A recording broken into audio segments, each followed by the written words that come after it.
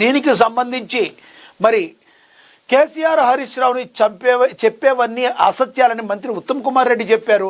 అయితే కేసీఆర్ను ఉరి తీయాలంటూనే మర్యాద పాటిస్తానంటావా? సీఎం నోటి నుండి టన్నుల కొద్ది అబద్ధాలు. సీఎం కామెంట్స్పై మాజీ మంత్రి హరీష్ రావు రియాక్షన్ కూడా ఇచ్చారు. మరి దాన్ని కూడా ఒకసారి చూద్దాం.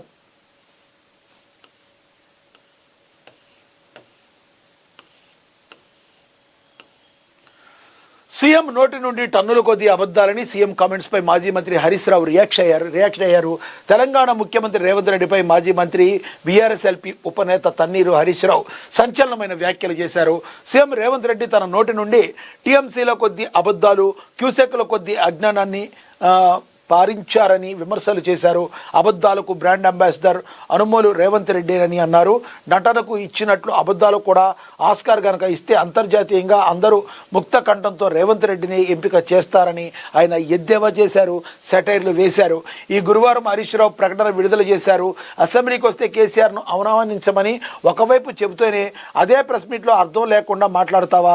తెలంగాణ పోరాటాన్ని ఉరకలెక్కించి 4 కోట్ల ప్రజలను ఒక్కటి చేసి ప్రాణాలకు తెగించి నిరాహార దీక్ష చేసి కాంగ్రెస్ మెడలు వంచి కేసీఆర్ తెలంగాణను సాధించారు.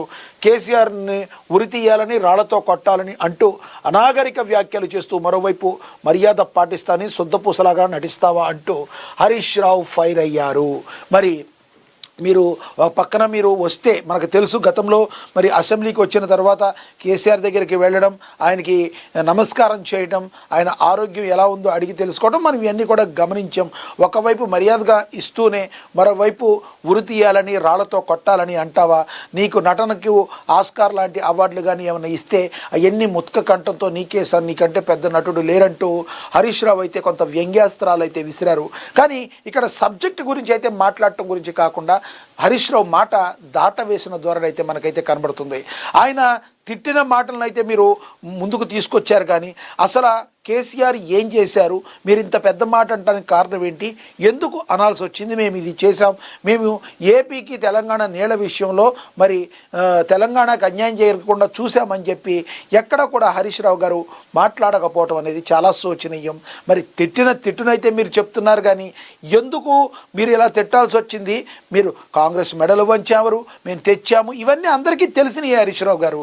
కానీ మీరు చేసిన తప్పిదం వల్లే ఈ రోజున ఏపీకి నీరు మళ్ళీ పోతుంది, తెలంగాణ ప్రజల గొంతు తడవడం లేదు, తెలంగాణ ప్రజల పొలాలు తడవడం లేదు అని మాట్లాడారు.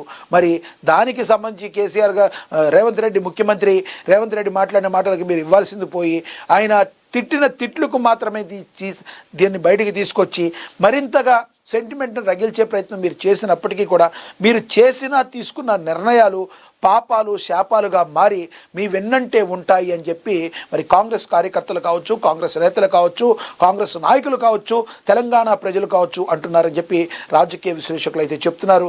మీరేమంటారు? ఈ ఎపిసోడ్ మొత్తంలో మరి రేవంత్ రెడ్డి మాట్లాడిన మాటలని, వ్యాఖ్యలని ఎలా చూడాలి? హరీష్ రావు ప్రతిస్పందించిన విషయాన్ని ఎలా చూడాలి?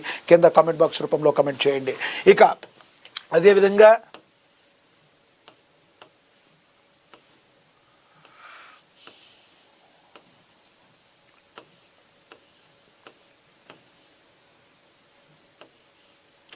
కేసీఆర్ హరీష్ రావు చెప్పేవని అసత్యాలే అని చెప్పి